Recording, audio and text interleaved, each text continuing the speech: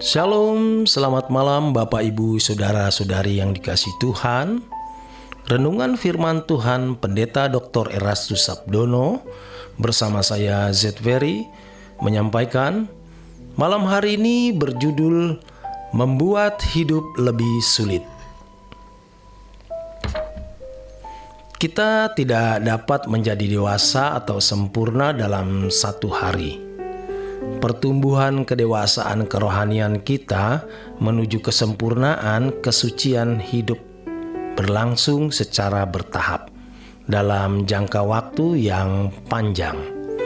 Oleh sebab itu, kita sendiri harus sungguh-sungguh memanfaatkan momentum sekarang ini yang Tuhan berikan. Harus selalu kita ingat bahwa ada saat di mana kita tidak lagi memiliki momentum itu. Jika seseorang tidak memanfaatkan momentum yang Tuhan berikan sehingga tidak mengalami proses pendewasaan menuju kesempurnaan, suatu hari ia akan sangat menyesal.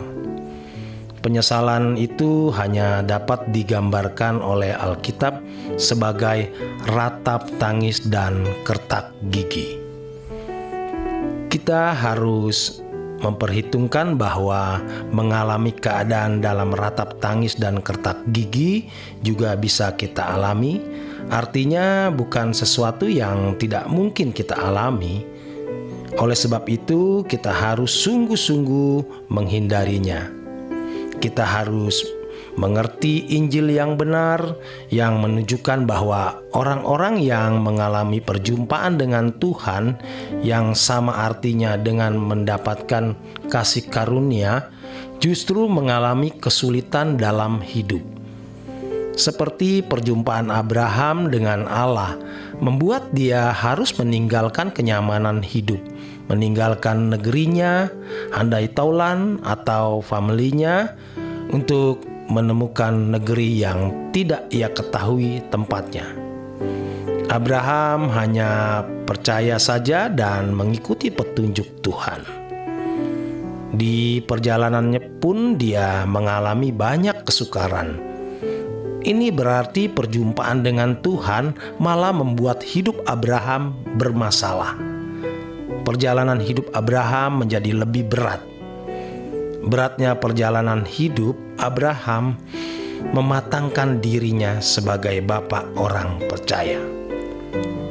Demikian pula dengan Nuh. Dalam kitab Kejadian 6 ayat 8 dikatakan Nuh mendapat kasih karunia di antara banyak manusia pada zamannya. Hanya Nuh yang mendapat kasih karunia. Tetapi perjumpaan dengan Elohim Yahweh yang memberikan kasih karunia kepada dirinya membuat hidup Nuh menjadi sulit dan berat. Nuh harus membuat bahtera dengan ukuran yang sangat besar.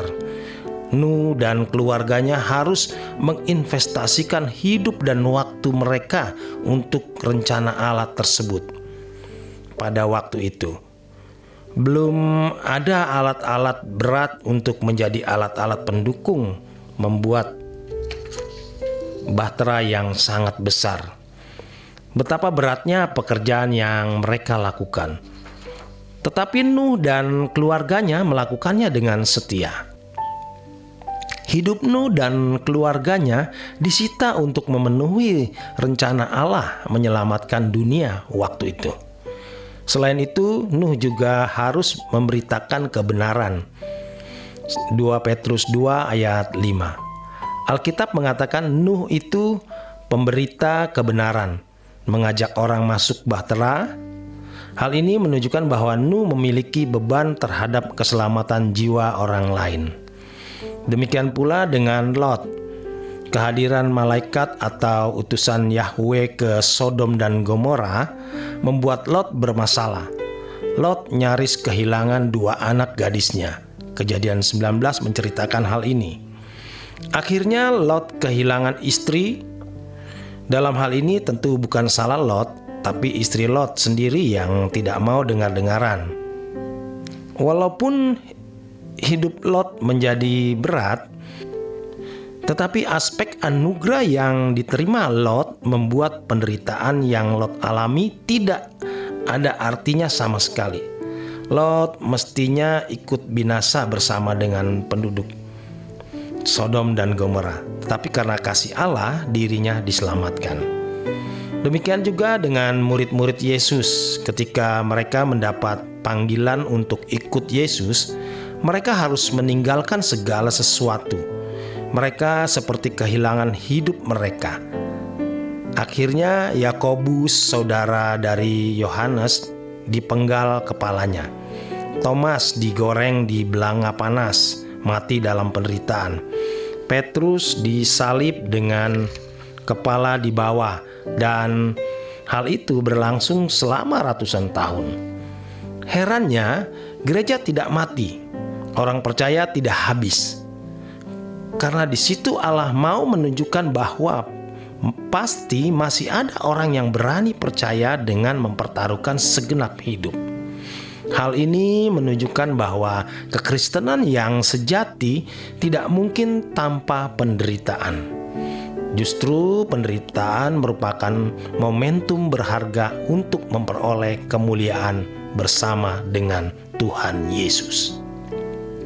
Kalau kita memperhatikan kekristenan hari ini, keadaannya sangat jauh berbeda dengan kekristenan yang dijalani oleh orang-orang percaya pada gereja mula-mula. Ini jelas menunjukkan adanya sesuatu yang salah. Seharusnya kekristenan membuat hidup orang percaya di dalam dunia ini menjadi sulit, bahkan menderita. Kekristenan hari ini justru ditawarkan sebagai sarana untuk dapat menikmati hidup ini di bumi dalam kelimpahan materi. Tidak ada kesan sama sekali bahwa mengikut Yesus itu adalah perjalanan hidup yang sukar mestinya. Kita memahami Yesus datang mau memindahkan kita dari dunia yang tidak ideal ini ke dunia yang ideal. Tetapi sebelum kita dipindahkan harus didewasakan agar layak menjadi anak-anak Allah. Yesus adalah model dari manusia yang layak menjadi anak Allah. Dalam Roma 8 ayat 18 tertulis, "Sebab aku yakin bahwa penderitaan zaman sekarang ini tidak dapat dibandingkan dengan kemuliaan yang akan dinyatakan kepada kita." Ayat ini jelas menunjukkan bahwa mengikut Yesus merupakan perjalanan hidup yang sukar.